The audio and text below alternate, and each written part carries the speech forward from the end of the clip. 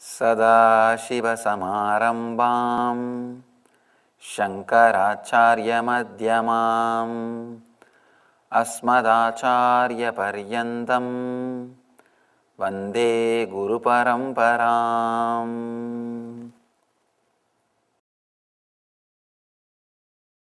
As I was telling you other day, ordinary historians wrote the history seeing the length, breadth, depth. Whatever happened in the length, breadth, depth. Like 200 people were sitting in front of Nityananda and he was speaking. This is history. Purana means not only what has happened in the length, breadth, depth, what has happened in space and time also. So when a Puranic, when a Rishi writes the Purana, he will say 200 people have been taken to a different state of consciousness by the strong teachings. When he writes, he will record what has happened in space and time also. So naturally, a so-called normal historian who has got only two eyes, who can see only the length, breadth, depth, will not be able to understand Purana. Just because he is not able to understand the Purana, it does not mean it is a myth. No, it is not the myth. It is beyond the myth. It is the truth. It is truth. As it happened, they were recorded. One more thing. Our rishis had a strong, deep intellectual clarity. To tell you honestly, stories like a Mahabharata and all can never be imagined and written because such an intrinsic details and turn and logically following. So logically it is following and falling in place, it can never be imagined. At the most, they can blame only little bit of addition or deletion. They can never, any logical person cannot say the whole thing is created. No. Understand, it is not that people who were in India in those days were complete fools ready to listen to whatever you are saying. No. We had enough of atheism. We have enough of people who questioned. We had enough of people who fought. If the Rama's lifestyle story was not completely truth, how will you find temples all over the countries visited by Rama or created, installed by Rama? Person who is building Rameshwaram temple will naturally verify whether the Rama story was right or a story, whether Rama lived or not, because I am wasting my whole life building a monument. At least the person in whose name I am creating the monument should have existed. Understand? As long as I am not asking you to do any seva, whatever I talk will feel like truth. If I just ask you to do some seva for 10 days, physical work, or little money, then you will start analyzing every word which I am uttering, whether it is truth or not. Because it is going to bring little pain to you. You will ask, why should I take up the pain? Before taking up, let me verify, cross-check, whether it is right or wrong. Understand, the Rameshwaram temple was built by hundreds of Stabadis, architects, and thousands of workers, at least for 200 years. And it is not that all the fellows are just following whatever was told to them. No. They would have had enough of question, answer, argument, discussion, dialogue, fight, conflict, everything. After the thorough analysis, at least the base story is truth, for which sake they are building the monument. They should have verified. Not only they should have, I know for sure they have verified. That is the reason they are able to create so much of energy. They are able to generate so much of intelligence, time, talent, treasury, all three being directed towards those monuments. Those monuments are living proof for the authenticity of the Puranas, authenticity of those great stories. They are not mythological stories. They are authentic truths. They had a great special powers to look into the things which is beyond the logic, like a past life or the different lives. They were able to look, just because we are not able to look into that. You see, anything unique, special thing which other culture and tradition has got, just discard them by saying foolishness. Before killing the dog, call it as a mad dog. Then you can justify always what your action. So it's like a verifying or nailing before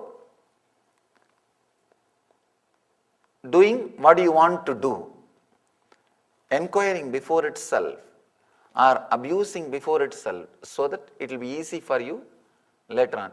Any lie told 100 times is truth. Any truth told first time is a lie. So constantly it is told, Puranas, the word is translated into mythological stories. No, it is the history, clear record of history with a clear date, with a clear presentation. When we only think there are something which you can't understand, see through the two eyes, which is the experience happened in space and time. When you understand, when you are able to look into the space and time also, you will see the authenticity of the Puranas. Dharma is also like a strong law of the inner space. It is the cosmic law. Whenever you follow the Dharma, you will see it continuously protects, it continuously stands, it continuously supports in so many different ways. Masters again and again happening is nothing but a strong statement to the planet Earth, Dharma is still alive. Constitutions of the countries cannot replace the constitution of cosmos. It can complement the constitution of countries. If it complements the constitution of the cosmos, you will see the conscious growth of citizens is continuous, and the expansion and growth in the civilization is again and again and again going towards the higher and higher directions. It never comes down. Even by mistake, if it starts coming down, again you will see one living master happening and bringing it back to the cosmic constitution. That is why when the masters wrote the Indian constitution, Manusmriti in those days, Bharat, constitution of Bharat, in those days, thousands of years ago, they say the person who has experienced the cosmic constitution should update this. Possibility for updating was kept open. In the Puranic tradition, they were able to see beautifully the lives, past, present and future. So their record was much more deeper and authentic. Tomorrow I think we are going to have a movie, The Myth. Wonderful movie. In my whole life after the age of 10, this is the only movie which I went and sat in theater and watched. This is the only movie because the concept presented was such a wonderful concept. And many things, actually one of our devotee brought the DVD, was distributing, and I saw some of the scenes are exact visualization of spiritual experience, how the past life and the present life overlaps. If at all you have a past life memory, how it overlaps. It was so beautifully presented, I was really surprised. I was even asking him, did the writer or the person who made a script is a very strong spiritual person? Either he must have been already enlightened, or highly evolved, because the connection, there are many subtle truths about his past life cannot be explained by a logical person who is analyzing past lives. Only a person who has contemplated on it can analyze. It was presented so beautifully in that movie. That's the reason when they asked for an interview, I was very happy to offer. And not only that, I again and again mentioned to many of our ashramites, whenever they have some doubt about this past life and all, I tell them, see that movie, how it is presented. The same way only the memory happens to you. The memory link, how it overlaps. Actually, it will not be so clear as you expect. The past life memory and all, when it starts, it will start like a dream only. Suddenly, you will see things with this authenticity. How you see this chair, this wall, with this authenticity you will see. And then that authenticity will slowly start melting down and enter into this present world. How the transition happens is very beautifully presented. Because these disciples ask me many questions. They say that past life memory will be like a fast forward and rewinding Swamiji. No, it will not be like that. It will be almost like overlapping. It will be almost like overlapping. You have to look into that record and open it, then pick out the incidents. Because 1 year before we started our Bangalore ashram, I told our disciples, we will have a land with a big banyan tree donated to us. That is where the ashram will be there, in Bangalore. They said, Swamiji, you are giving so much of detail. And I told them, go around and search for that land. They said, when you can give so much detail, why don't you give the address? I tell them, no, honestly, I do not know. See, honestly, I do not know. I can tell you only the details I know. Means, the file will not be completely clear or readable as this book in front of you. It will have something like a overlapping. When you move into that, that will be completely authentic. You will see the information. When you slip into this state, only the main data you will be able to download and bring. Not the detailed informations. The detailed informations you will not be able to bring. Maximum that like a city name and all getting downloaded is the maximum possibility. You can see only to a certain level. You will not be able to see to the level of a individual address. It is very, you can see only the breadth. When you go to the depth, that level downloading information will be little difficult. In that movie they have presented very beautifully how that overlapping of the memory happens and moving from the authenticity of the past to the authenticity of the present and to the authenticity of the future. The visualization was very beautifully described. Actually, there is a beautiful movie, another one movie, Tibetan Book of Dead. After seeing that, I was thinking, we should create a visual presentation like that about the Kathopanishad. About the Kathopanishad, which is again the science of death. And this movie, they were very successful in presenting the few concepts of Kathopanishad visually. Visually, even though they may not mention the name of the Kathopanishad, but the concepts of Kathopanishad, very visually they presented in a very beautiful way. If somebody makes a movie out of Kathopanishad, how they will present the concept? It was beautifully presented. Anyhow, our Puranas are the visual explanation of the truth which is beyond the length, breadth, depth, which is happening in the space and time too. That is why again and again the dharma which is described in the Puranas were questioned. Understand, if at all our masters were really up to creating heroes, there is no need for them to record Sita was being put in the fire by Rama. No. They could have completely created a 100% perfect hero. No. People come and tell me, no, we don't want to read this Ramayana and promote Ramayana, because Sita has been abused, Sita has been put in the fire by Rama. I tell them, I also had the same idea. Just this one incident shows the authenticity, honesty our masters had. They are not interested in promoting Rama as a perfect hero. They are interested in recording the incident as it happened. And they are ready to allow you to interpret or accept or reject and whatever you want to do.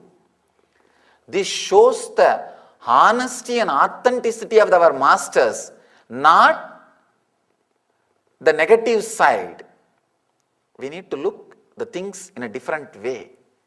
If at all they wanted to present a very honest, very perfect picture, they could have just edited. Who is going to know? Surely we did not exist at that time and saw the whole thing. It's Valmiki who presented, but Valmiki was honest. He was interested in presenting the truth and facts as it is. History is just fact, Purana is fact plus truth. A deeper level facts. The cause and effect, both side of the fact is truth. The history is more only a fact, mainly distorted by just the effect. Based on the effect, the cause was distorted. But in the Vedic tradition, cause and effect was presented as it is, as it was, completely. Not distorting the cause based on the effect is the honesty.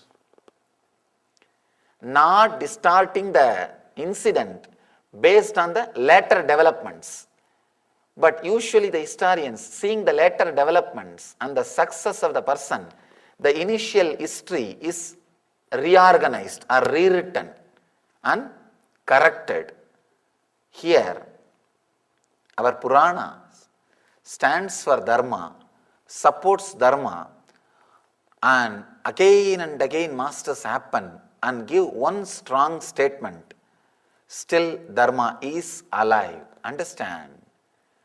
This line is a technique, not teaching. If it is teaching, oh, we read enough, we know. No. It is a technique for enlightenment. Means it is expected to be practiced with sincerity. It is not expected to be interpreted for the sake of your practicality. Whenever something is given as a teaching, we say, okay, it is right, but for my practical purpose, we can adjust and come up with our own masala. No. With the technique, you can't make masala. With the teachings, you can make masala. With the techniques, you can't make. Here, Mahadeva is giving this as a technique. Try. Try just for 10 days. Try just for a few days. Whoever you see, whether it is friend or enemy, try to retain your body heat in the same way. Try to retain the number of thoughts inside you in the same way. Try to relax without getting agitated. Just try coming back to the center. You will see so many new dimensions opens in you. And you are able to carry the silence which you experience in the meditation throughout the day. The first technique, the first teaching, the first line, the purity of other teachings is an impurity to us. In reality, no, nothing is pure or impure. This will lead you to samadhi.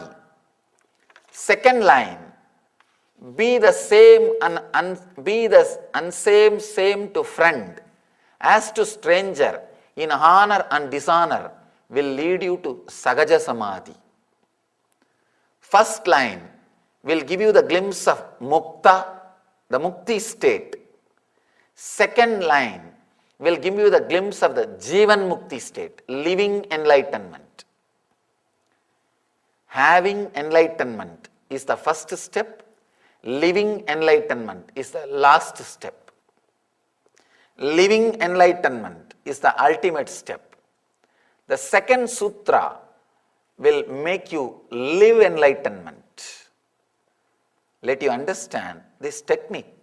You cannot follow by closing the eyes. First technique you can do by closing the eyes. Second technique you have to do by opening the eyes. In everyday life, let you achieve and radiate the eternal bliss, Nityananda. Thank you. Sadashivasamarambam Shankaracharya-madhyamam Asmadacharya-paryantam Vande Guru Paramparam.